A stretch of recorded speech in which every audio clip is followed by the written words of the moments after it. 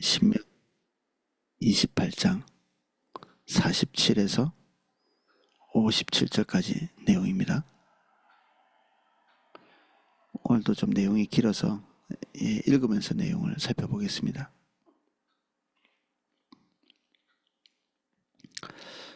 내용을 살펴보기 전에 이 저주에 대한 게 너무 길어가지고 좀 지겨우시죠?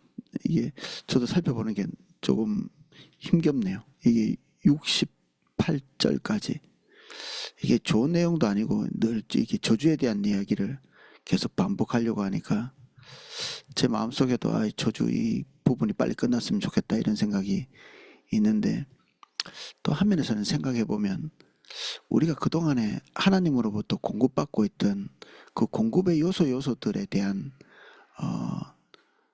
어떤 인식, 이런 것들이 없었다 이런 생각도 듭니다. 이런 것들이 그동안에 우리에게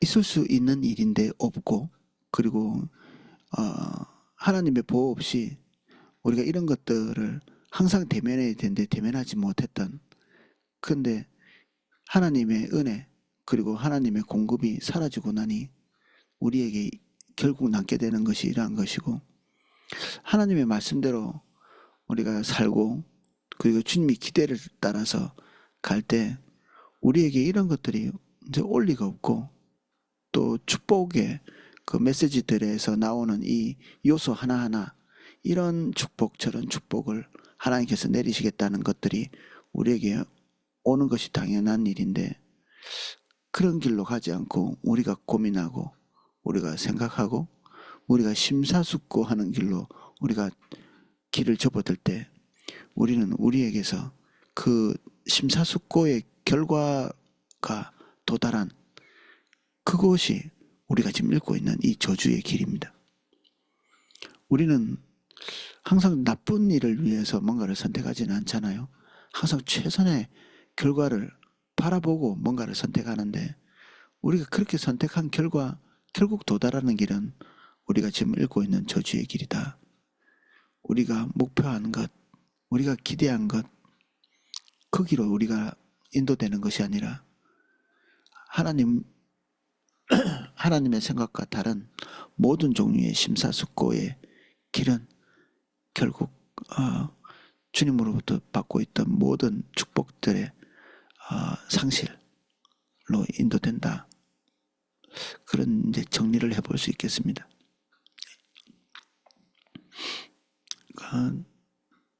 인간 역사도 그렇죠. 가장 심사숙고, 인간이 이제 하나님을 좀 떠나볼까, 그렇게 하면 인간에게 좀 더 나은 것이 있을까, 그런 고민 속에 우리가 르네상스 이런 다시 인간 중심적인 사회로 이렇게 회귀하게 되는데, 그 결과 인간에게 찾아온 것은 사람들은 중세하면서 이렇게 그 시대를 암흑기라고 이렇게 생각하는데, 진짜 암흑기는 인간이 만들어 놓은 그 생각의 끝까지 가서 그들이 그 결과로 이렇게 봉착하게 됐던 1차 대전, 2차 대전이거든요. 사람이 사람답지 않게 되는, 오늘 읽게 된 이 내용들이 부색할 만큼의 그런 역사를 경험하게 되죠. 사실 오늘 읽고 있는 것도 사실 그들에게 실질적으로 닥친 일이지만 현대에도 그게 필적할 만한 그런 역사들을 우리가 경험하고 우리가 알고 있는 내용들입니다. 47절입니다. 내가 모든 것이 풍족하여도 기쁨과 즐거운 마음으로 내 하나님 여호와를 섬기지 아니함으로 말미암아, 하나님께서 기대하시는 방향, 하나님이 원하시는 것, 여기에 관심을 두지 않고 우리가 기대하는 것, 우리가 자원이 많으면 많을수록 하나님께 감사하고 주님의 인도를 따라갈 수 있을 것 같은데, 자원이 많은 사람의 특징, 돈이 많든지 시간이 많든지 자기 체력이 많든지 건강하든지, 이 모든 것들을 총체적으로 합해서 본인의 기대를 따라서 가는데 집중력이 더 발휘가 되죠. 돈이 많은 사람들은 그 돈 안에서 자기가 할 수 있는 모든 것들, 자기가 상상하는 것들을 그 돈을 투입해서 그것을 이루려고 하고, 체력이 좋은 사람들은 자기가 기대하는 것을 이루기 위해서 거기다가 그냥 자기의 모든 체력을 갈아 넣죠. 건강을. 그래서 자기가 원하는 것들이 있는데 실제로 거기에 가보면 아까도 말했듯이 자기가 기대한 것들이 나오는 것이 아니라 참혹한 결과들, 그게 도달하게 되죠. 사실은 모든 것을 다 읽고 난 다음에서야 자기 길이 문제가 있었다는 걸 인식하게 됩니다. 거기 도달할 때까지는 거의 아무도 그 길이 잘못됐다는 것에 대한 인식을 하지 못하죠. 아직도 거기에 투입해 넣을 돈이 있고, 아직도 거기에 투입해 넣을 수 있는 체력이 있고, 가능성이 항상 있기 때문에 조금만 더 투자하면, 조금만 더 힘쓰면 될 것 같이 느껴져서 한 발 한 발 여기까지 온 거거든요. 때때로 실패하지만 실패하고 나서도 아직도 자원이 남아있을 때 조금만 더 하면 될 것 같이. 그래서 전국에는 사실은 오도 가도 못하는 그 지경에서야 우리의 삶을 되돌아보게 됩니다. 내가 줄이고 목마르고 헐벗고 모든 것이 부족한 중에서 여호와께서 보내사 너를 치게 하실 적군을 섬기게 될 것이니 그가 철몽에를 내 목에 메어 마침내 너를 멸할 것이라. 목마르고 헐벗고 부족한 모든 것을 다 자기 목표에다 쏟아붓고 난 다음에, 자기 목표가 우상이거든요. 우상은 우리 영혼의 결집체라고 반복해서 말씀드렸는데, 그런 것들을 위해서 모든 것을 다 쏟아붓고 난 다음에, 그 다음에 회복이 온다기보다는 그 후회를 하고 있는 그 시점쯤에 적군이 쳐들어와서 철목을 목에 메운다. 이게 마지막 우리가 남아있는 자유가 있죠. 자유. 우리 신체를 마음대로 할 수 있는 자유. 그 자유를 박탈당하는, 하나님께로 돌아갈 수 있고 이제 하나님의 것을 선택할 수 있는 어떤 여지가 조금 생겼다 싶으죠. 자기 목표를 향해서 가다가 실패했기 때문에. 근데 그 실패의 자리에서 우리가 주님께로 돌이킬 수 있는 자유가 박탈당하는, 여기에 전쟁, 이거는 항거할 수 없는 적이 와서 그들을 삼키게 될 것이고, 철몽에는 전쟁 포로들이 매는 멍에의 종류라고 합니다. 나무 멍에가 동물들에게 이렇게 메어지는 것인데, 이 철멍에는 그보다 더 혹독한, 그냥 자기 나라로 끌고 가는 그 과정 가운데서 죽으면 죽고 살면 살고, 죽으면 그 자리에서 그냥 못 가면 죽이든지, 끌고 가서 그까지 살아남으면 끌고 가서 거기서 노예로 삼든지 뭐 그렇게 하고자 하는 의도들이죠. 이 철몽에는 전쟁 포로를 상징하는, 그리고 이 철몽에를 맨 자들은 이제 전쟁에서 승리한 자들의 우상을 섬기게 되어 있습니다. 고대 사회는 아시다시피 우상과 우상들의 전쟁이기 때문에 한쪽에서 전쟁에 실패하면 그 우상은 파괴되고 전쟁에서 승리한 자들의 우상을 섬기게 되죠. 싫든 좋든. 지금 그것이 올바르지 않은 목표라는 것을 알게 됐음에도 불구하고 그때부터 우상을 숭배해야 되는, 우리의 생계와 먹고 사는 일, 이런 것을 향해서 달려가는 것이 올바르지 않다는 것을 깨달음과 동시에 모든 것을 다 잃고 오늘의 생존을 위해서 그것을 바라보고 하루하루 근근히 삶을 떼어가야 되는, 그러니까 결국 목표가 똑같은 거죠. 풍족할 때 더 많은 풍족을 위해서 노력했던 것이나 그 모든 것을 잃고 난 다음에 내일에 먹을 것을 위해서 그냥 하루하루 떼어가는 이런 삶에서 이제 나오고 싶은데 나오지 못하는, 추구하고 싶은데 추구를 거둘 수 없는 그런 상황이 되는 거죠. 곧 여호와께서 멀리 땅끝에서 한 민족을 독수리가 날아오는 것 같이 너를 치러 오게 하시리니 이는 내가 그 언어를 알지 못하는 민족이요 그 용모가 흉악한 민족이라. 노인을 보살피지 아니하며 유아를 불쌍히 여기지 아니하며. 하나님께서 그대에게 거듭 말씀하고 계시는 노인에 대한 존중, 그리고 유아를 돌보는 것은 하나님께서 딱히 말씀하시지 않음에도 불구하고 그들 속에서 자연스럽게 일어나는 일이죠. 유아는 그들의 미래이고, 그리고 뭐 풍족한 중에서는 이들을 돌보는 일에 어려움을 느낀 적이 없으니까 거기에다가 그 모든 것들을 다 투입시킬 수 있는 그런 환경이 된 거죠. 이 용모가 흉악하다, 이게 자비가 없는, 그리고 잔혹한, 그들의 얼굴 형태가 그렇게 보이는 것이죠. 아마 그들 주변에서 교류가 없었던 그런 민족, 뭐 주변에 이렇게 자기들이 알고 있는 그런 민족이 아니라 그들이 알지 못하는 장거리에서부터 내려오는 그런 민족에 의해서. 근데 이게 이제 로마나 이런 사람들이 겪었던 그런 일들과 되게 또 비슷하기도 합니다.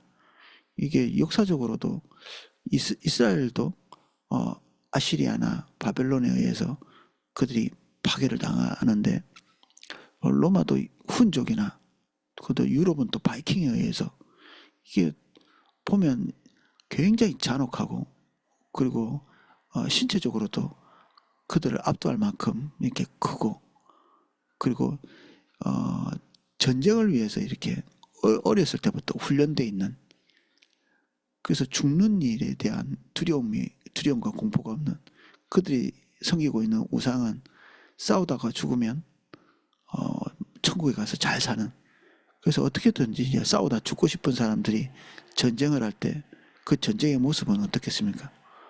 완전히 이제 무지막지하게 되겠죠.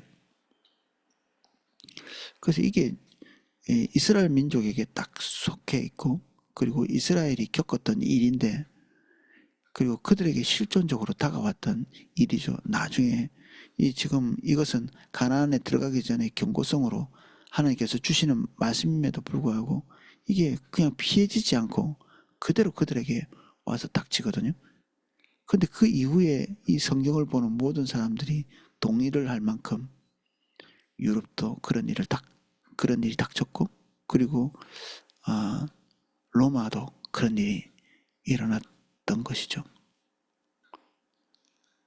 하나님의 말씀은 이 시대를 이렇게 많이 지나가는, 시대가 많이 지나간다고 해서 이렇게 없어지고 달라지고 이런 것이 아니라 기가 막힐 만큼 거기에 부합되는, 이게 흉악한 민족 이러면 딱 한 민족이어야 되는데 흉악한 민족이라고 지칭되어지는 민족이 시대마다 나타나는 거죠.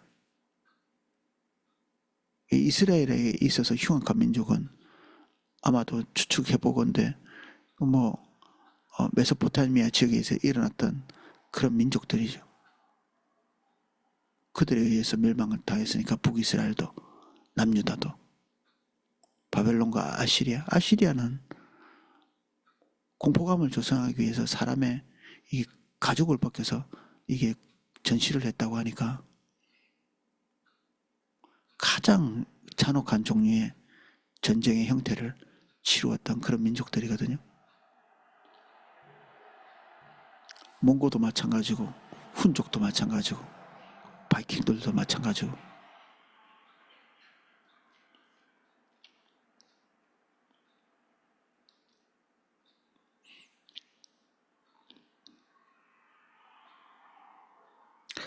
내 가축의 새끼와 내 토지의 소산을 먹어 마침내 너를 멸망시키며 또 곡식이나 포도주나 기름이나 소의 새끼나 양의 새끼를 너를 위하여 남기지 아니하고 마침내 너를 멸절시키리라. 군사를 데려와서 가지고 있던 모든 것들을 먹어치우고 전쟁하는 동안에 또 생산할 수 없으니까 그들에게 이런 일들이 있었습니다. 고대 사회에서 전쟁을 잘 치렀던 민족 중에 전쟁의 형태를 전격전이라고 이렇게 부르는 전쟁의 형태가 있습니다. 그들이 전쟁에 필요한 물자들을 많이 가져와서 전쟁을 하고 그렇게 하는 게 아니라 군량미 같은 거를 많이 가져와서 전쟁을 하는 게 아니라 그냥 전쟁하는 그 지역의 민족에게 가서 약탈을 해서 먹고 전쟁을 치르는, 그러니까 이 무거운 짐들을 가지고 오지 않으니까 오는 속도가 대단히 빠르고 독수리 같이 날아온다고 돼 있는데 눈 깜짝할 새 그냥 들이닥쳐서 전쟁을 벌이고 그리고 멸망시키고 모든 상황을 종결시킨 다음에 그곳에 있던 모든 곡식이나 보물들, 재산들을 탈취해가는 그런 형식의 전쟁이죠. 독일도 그런 형식의 전쟁을 치러서 유럽을 삽시간에 그냥 점령하고 고통에 빠뜨리는 그런 일들이 있었습니다. 그런 식의 전쟁을 하는 민족들, 그들이 와서 그냥 아무것도 남기지 않고 싹쓸이 하는 것처럼 그런 상태로 만들어 놓습니다. 그들이 전국에서 내 모든 성읍을 에워싸고 내가 의뢰하는 높고 견고한 성벽을 다 헐며 내 하나님 여호와께서 내게 주시는 땅의 모든 성읍에서 늘 에워싸리니, 이제 우리는 재앙은 피할 수 있을 거라고 생각하거나 또는 준비를 잘하면 저주가 피해갈 수 있을 거라는 생각을 하죠. 보험도 많이 들어놓고 그리고 이런저런 대비책도 만들어 놓고. 근데 그런 것들이 무색한, 저주는 그런 것이 있다고 해서 피해지지는 않습니다. 세상 사람들 부적 같은 것들 많이 붙여놨는데 그거 붙인다고 그들에게 재앙이 없는 것이 아니라 오히려 그것에 매이고 고통은 피하지 못하고 더 많이 이용당하고 그리고 두려움에 사로잡히고 결과는 부적 붙일 때나 안 붙일 때나 다를 바가 별로 없는. 그래서 우리가 미리 미연에 대비한다고 저주는 막아지지 않습니다. 저주를 대비할 것이 아니라 하나님과의 올바른 관계를, 주의 말씀을 신실하게 세워가야 되는 거죠. 내가 적군에게 에워싸이고 맹렬한 공격을 받아 곤란을 당함으로 내 하나님 여호와께서 내게 주신 자녀 곧 내 몸에 소생의 살을 먹을 것이라. 실제로 이런 일이 일어났기 때문에 너무 끔찍한 일이죠. 이런 일이 실제로 일어났기 때문에 엄청나게 굶주리고 먹을 것이 없고, 나이 많은 어른 한 분이 어려웠을 때 이야기를 이렇게 하는 걸 제가 들은 적이 있는데, 세상 동서남북을 어디를 봐도 먹을 거라고는 없는, 당연히 돈도 없고 먹을 거라고는 없는 진짜 가난한 시절에는 동서남북에 먹을 것이 없는 그분이 시골에서 올라와서 이제 도시에 있었는데, 이 시골에서는 뭐 풀이라도 가서 뜯어 먹을 수 있는데 도시는 그나마도 없었다, 뭐 그런 얘기를 하시더라고요. 아무것도 먹을 것이 없고 전쟁하고 있으니까 성 안으로 들어와서, 사실 유럽이나 중동 이런 데는 성 밖에 밭들이 다 있거든요. 뭐 성이 커가지고 그 안에서 뭐 자급자족 할 수 있는 그런 구조의 성이 아니라 진짜 잠깐 전쟁을 위해서 안에 모여있는 그런 형태라 먹을 것이 동나는 거죠. 그리고 먹을 것이 동나도록 일부러 전쟁을 자일필 질질 끌면서 스스로 손들고 나올 때까지 기다리는,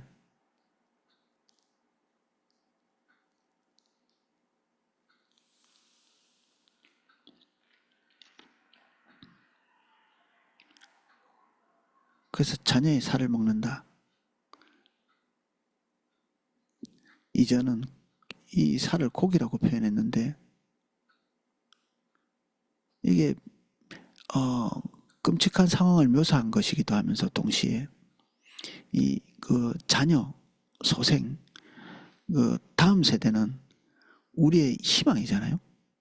어떤 개인의 자녀도 그 이후에 있을 모든 일들에 대한 꿈이죠. 이런 것들이 접어지는 것입니다. 이 경고가 미래가 없는 오늘이 급급한 생존이 급급한 그리고 인간이 가지고 있는 인성도 우리는 그냥 사람이면 사람답게 살 수 있을 것 같은데 하나님께서 적절한 환경을 공급해 주시지 않으면 사람답게라는 말은 성립하지 않습니다.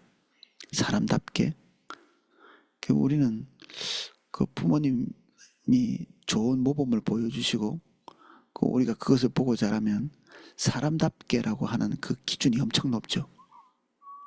예의 바르고. 근데 그것은 어떻게 해서 발생하느냐 하면 먹고 살 것이 주변에서 공급될 때 그리고 사람답게 살 수 있는 환경이 조성될 때 그때 공급되는 거죠. 우리의 인격은 인격을 유지할 만한 상황에서 나오는 거죠. 사람에게 뭔가 고상한 것을 기대하고 있다면 오늘 우리 이 성경을 다시 기억해야 합니다.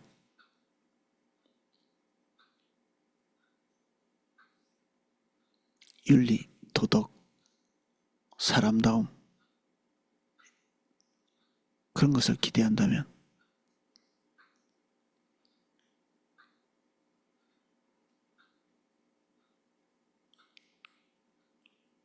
성경은 인간의 악함을 가릴 생각이 없죠. 덮어놓지 않습니다. 인간의 악함을 노출시키고 우리의 본질이 어떤지에 대해서 노출시키는 것을 주저하지 않습니다. 너희 중에 온유하고 연약한 남자라도 그의 형제와 그의 품의 아내와 그의 남은 자녀를 미운 눈으로 바라보며 자기가 먹는 그 자녀의 살을 그중 누구에게도 주지 아니하리라. 살을 먹는 정도가 아니라 다른 사람에게 주지 않고 혼자 먹는 이게 탐욕스러운 이게 짐승이지 사람이냐 뭐 이렇게 생각할 수 있는데 우리가 사람다움을 유지하고 있다는 것은 하나님의 공급이 우리에게 여전히 있다는 얘기입니다. 사람다움을 유지할 수 있도록 공급하고 계신다.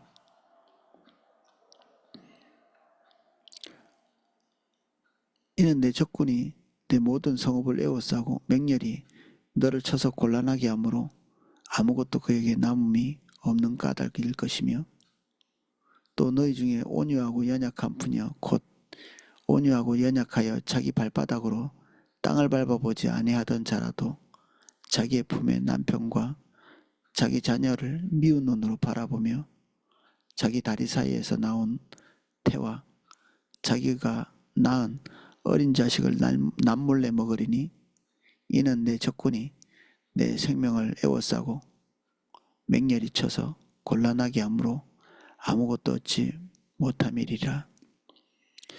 인간이 상상하기 어려운 것들을 지금 여기에 기록하고 있죠. 왜 이런 것을 쓸까요? 앞에 전제에서 말한 것처럼 우리가 인간답다, 고상하다, 그리고 최소한의 윤리성 이 모든 것들을 우리가 인식하지 못하는 사이에 우리에게서 나왔다는 생각을 하기 쉽기 때문에 하나님께서 아니라고 얘기하시는 것입니다. 가장 영화로웠던 그리고 그 존재를 아마 눈으로 바라보기 힘들 만큼 찬란했던 루시퍼도 모든 피조물의 혐오의 대상이 한순간에 돼버리죠. 하나님께서 그를 돌보시지 않는 그 시점쯤에 인간도 하나님의 공급이 끊어진 상태에 어떤 존재까지 나락으로 떨어질 수 있는지 하나님께서 여기에 노출시키고 계시죠. 저는 이 구절을 몇 차례 보면서 볼 때마다 충격을 받지만 덮어놓을 수는 없습니다. 그래서 고상한 채 하는 것을 제가 싫어하게 됐습니다. 이런 구절 같은 것. 여성이나 남성, 모든 인격적인 것,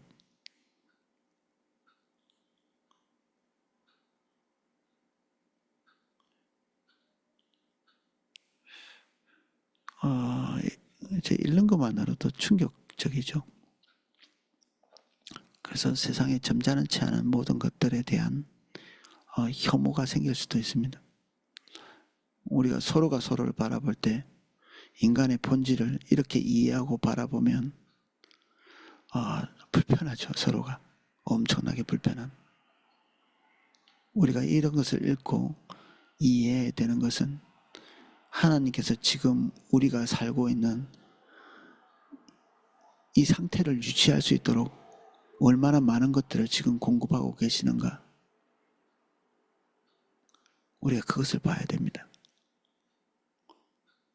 내가 여기까지 나락에 떨어지지 않도록, 밑바닥에 떨어지지 않도록 내 인성이 그래도 그럭저럭 쓸만하게 유지되고 있도록 나에게서 나온 출처가 아니라 하나님이 그렇게 할 수 있는 여지들을 우리에게 주고 계시는 거죠. 여성은 여성답게, 남성은 남성답게, 그래도 조금 나은 인성을 유지할 수 있고 다른 사람에게 패기치지 않는 예의를 갖출 수 있는 이런 것들을 주신 것이 하나님이시고, 그러면 남과 나를 비교하는 일 따위는 하지 않게 되죠. 어제 밤늦게 어떤 청년이 찾아와서 뭐 이런저런 얘기를 하더라고요. 그래서 어머니 아버지가 얼마나 이렇게 도덕적으로 아래에 있는지 뭐 이런 얘기를 하길래 그 본인의 인성은 어디서부터 왔는가 얘기를 했죠. 네가 엄마 아빠보다 좀 도덕성으로 더 우위에 있다고 생각하는데 결국 본인의 생존 자체를 생존할 수 있도록 아르바이트도 안 하고 일도 안 하고 공부도 열심히 하지 않고 그런데도 생존하고 있는, 너는 뭐 먹고 사냐 이렇게 물어볼 수밖에 없었죠. 결국 말은 못하고 그냥 침묵시켜서 보냈습니다. 그 본인이 인격적이라고 하는 그 인격적이라는 게 결국 자기가 욕하는, 자기가 비인격적이라고 하는 엄마가 또는 아빠가 공급해 주는 거 먹고 인격적으로 된 거죠. 결국 우리가 윤리적이고 도덕적이라고 하는 것들이 하나님으로부터 공급된 것을 먹고 마시고 그것을 공급받고 우리가 지탱하고 있는 것이죠. 모든 선의 출처이신 하나님이 우리에게 하나님의 성품을 끊임없이 공급하시지 않는 한 우리와 동물 사이에 이 뭔가 좀 다른 것에 대한 우리 로망이 있죠. 우리가 동물보다는 좀 낫고 싶은. 근데 어림도 없습니다. 가능하지 않는 일입니다. 모든 출처가 하나님이시기 때문에 등지는 순간에 우리는 윤리적인 것, 도덕적인 것, 그런 것들을 기대할 수 없습니다. 불신자들에게도 미세하게나마 하나님의 은혜가 공급되고 있어서 저렇게 유지되고 있는 것이고, 그들이 짐승처럼 살지 않도록 국가라고 하는 이 체제를 건강하게 만들어가고 계시고 그것 때문에 유지되고 있는 거죠. 프로이드는 인간의 내면을 성욕으로 지배된다. 이게 성욕이 그를 이끌어간다 이렇게 얘기하고 있는, 이게 뭐냐면 그 속에 짐승 같은 그 에너지들이 있다는 얘기거든요. 짐승 같은 에너지들, 동물과 다를 바가 없는 화면에서는 놀라운 통찰력이기도 합니다. 좀 불손한 학자라고 생각이 들지만 냉철하죠. 모든 사람들이 다 평온하게 살아가고 있는 그 시점쯤에 그가 한 사람 한 사람을 꿰뚫어보고 했던 이야기이기 때문에 한면에선 대단히 정직하면서도 하나님에 대한 공급에 대한 이해가 없었기 때문에 사실은 그것이 전부인 줄 알죠. 그것이 전부. 주님과 가까울수록 우리는 우리가 기대할 수 없는 아름다운 것에 열매를 맺을 수 있고, 주님을 떠나면 결국 우리는 우리 안에서 상상할 수 없었던 사악함을 남의 내면에서 보는 게 아니라 우리의 내면에서 보게 되어 있습니다. 내가 여기까지 떨어질 수 있구나. 자기 자신에 대한 일말의 어떤 소망, 희망 이런 것들도 그냥 짓밟히게 되는, 내가 이 정도의 인간밖에는 되지 않았구나, 그런 것들을 생각하게 되죠. 오늘은 여기까지 살펴보겠습니다.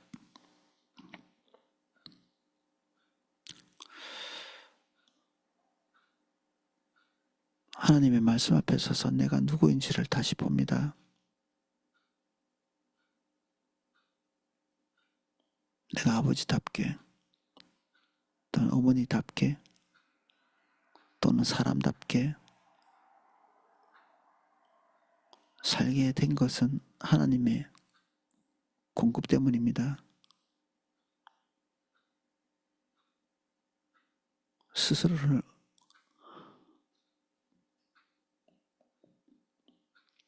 고상하게 보는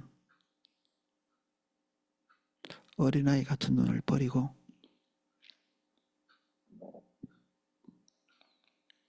차가운 눈으로 우리 자신을 살피며 우리가 사람답게, 남자답게, 부모답게 살게 하시는 주님 바라볼 수 있도록 은혜 주십시오. 오늘 우리가 우리의 내면을 살펴보면서 침묵합니다. 우리는 아무것도 할 말이 없고 아무것도 내세울 것이 없습니다.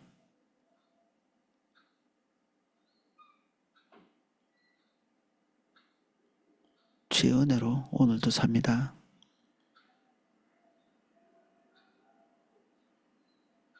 우리를 생존하게 하시고 우리를 사람답게 하시며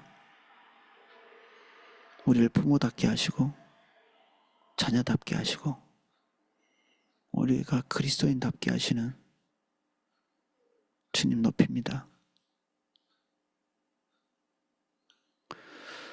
예수님 이름으로 기도합니다. 아멘. 예, 각자 기도하실 수 있도록 음악을 방송해 드리겠습니다.